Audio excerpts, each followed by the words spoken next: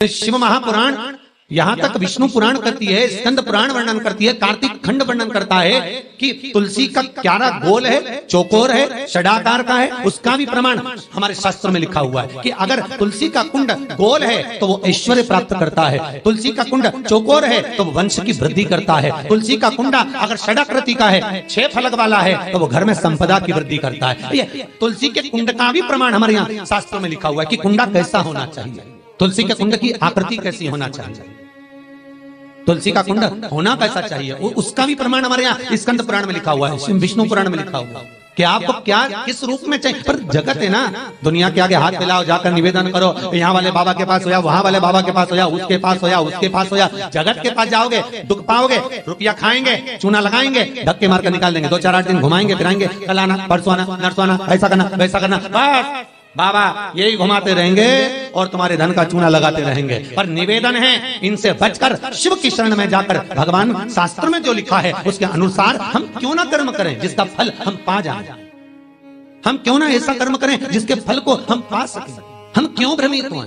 हमारे यहाँ तुलसी के कुंड का भी विधान है, गोल कुंडा है ऐश्वर्य देगा, चौकोर कुंडा है।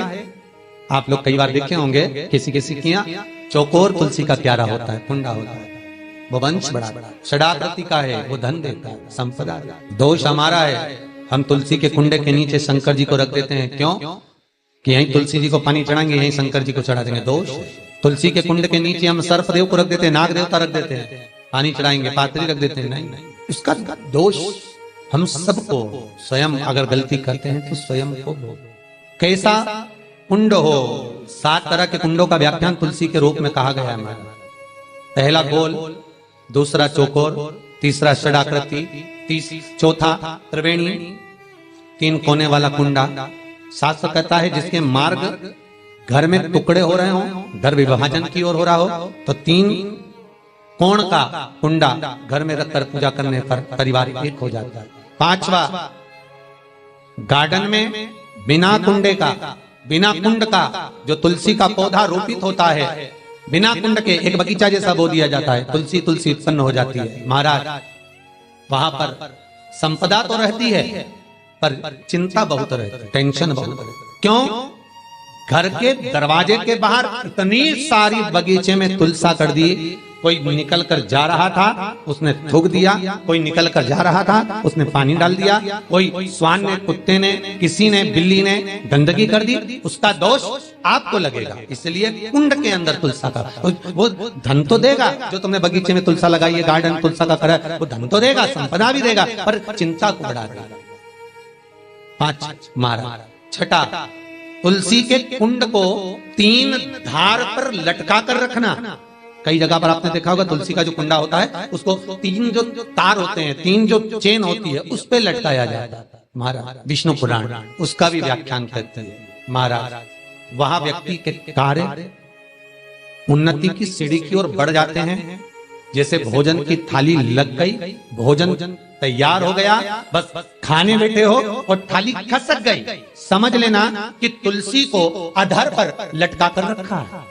इसलिए कार्य तो हो रहे हैं, बनने वाले, 4 दिन बाद ये काम होने वाला है, 8 दिन बाद ये काम होने वाला है, लग रहा है कि इसमें इतना फल मिलेगा, लग रहा है इस व्यापार को करेंगे तो इतना फायदा हो जाएगा, सब कुछ करा, लाखों रुपए लगा भी दिए, थाली मालूम पड़े खसक गई, अधर लटका है। 7 क्रम है तुलसी के, ये 6ठा क्रम बताया। तुलसी का 7वां क्रम, तुलसी का 7वां क्रम है। महाराज तुलसी का कुंडा जैसा घर के आंगन में है, तुलसी का कुंड जैसे घर के आंगन में विराज रहा है, ऐसा ही छोटा सा कुंड भगवान के लिए रोपित करें। प्रतिदिन भगवान की सेवा करते समय तुलसी का कुंड सम्मुख रखकर उसकी आराधना करना, फिर उस कुंड को वापिस बाहर ले जाकर रखना, फिर दूसरे दिन पूजन के समय पर कुंड को लाकर रखना। हम तो यहाँ तक कहते हैं विष्णु पुराण गर्ग संहिता कल्याण का तुलसी अंग यहां तक वर्णन करता है कि आप पूरे साल ये नहीं कर सकते तो कम से कम कार्तिक के महीने में भगवान के सामने तुलसी का छोटा कुंड, चौकोर वाला, गोल नहीं, चौकोर कुंड लाकर भगवान के सामने रखकर छोटा सा कुंड का पूजन कर भगवान के साथ उस कुंड को वापस बाहर विराजमान करें, फिर कल लेकर आए, फिर विराजमान करें। आप पूरे साल नहीं कर सकते तो 1 महीना, उसका फल 1000 गुना प्राप्त होता है।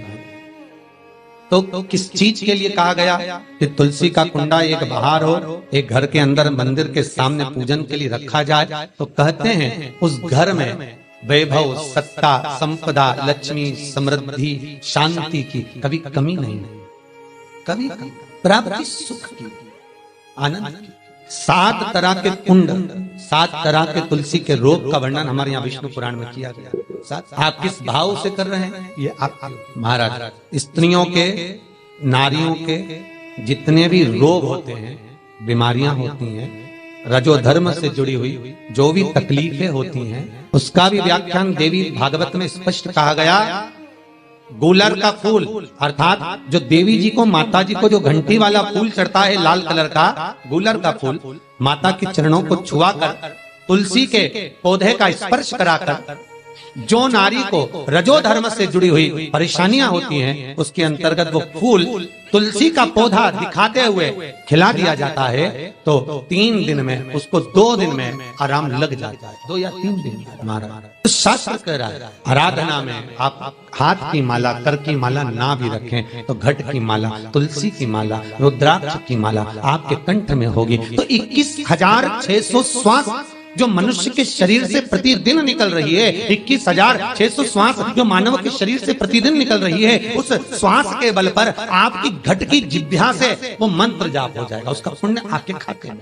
तुम्हारे गले में जो तुलसी की माला हो, तुम्हारे गले में जो रुद्राक्ष की माला हो, उसमें मन के 108 होना चाहिए या 108 से भी ज्यादा होना चाहिए। कम मनके की माला मत पहना गले में, बारीक बारीक मनके की कर लो, छोटे से छोटे मनके की कर लो, 100 से भी ज्यादा हो, 108 से भी ज्यादा हो। क्यों? क्योंकि गले में अगर तुलसी की माला होगी, गले में रुद्राक्ष की माला होगी, भले तुम्हारे मुख से नाम ना निकले, भले तुम्हारे हाथ में करमाला ना आए, भले तुम भगवान का नाम जपो ना जपो, भले तुम भगवान को भोग लगाओ ना लगाओ, भले तुम तीर्थ जाओ ना जाओ, पर गले में अगर तुलसी की माला या रुद्राक्ष की माला तुम्हारे गले में है तो चिंता मत करना, तुम्हारी श्वास जितनी निकलेगी, 21,600 श्वास जो मनुष्य के शरीर से प्रतिदिन निकल रही है, वो 21,600 श्वास के मनके का फल तुम्हें रोज का प्राप्त हो जाएगा। बस ध्यान रखना, गले में मनका होना जरूरी है, गले में माला होना जरूरी है। भले रुद्राक्ष का एक मनका हो, भले तुलसी का एक मनका हो, पर गले में हो तो उसका फल मिलेगा,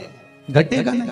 पद्म पुराण, गर्ग संहिता में भी आप ढूंढेंगे तो मिल जाएगा। गीता प्रेस गोरखपुर की तुलसी अंक निकालेंगे तो उसमें मिल जाएगा। 2 वृक्ष ऐसे हैं जिनके नजदीक में जो दिया जाता है वो समाप्त नहीं होता। एक आंवले का वृक्ष, दूसरा तुलसी का पौधा, जहां समाप्त नहीं होता।